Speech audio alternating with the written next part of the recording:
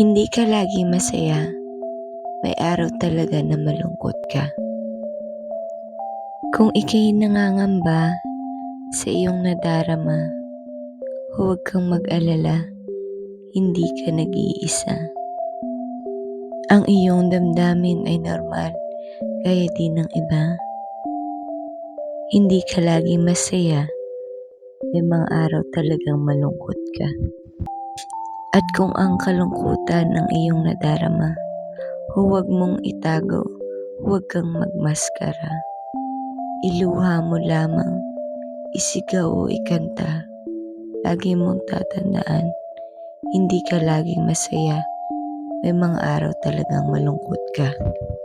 At sa kabila ng sakit at bigat na nadarama, sana iyong mapagtanto, sana iyong maalala na sa mundong ibabaw, tayo ay iba-iba at hindi ka laging masaya. May mga araw talagang malungkot ka. Kaya huwag kang matakot na ipakita ang nadarama.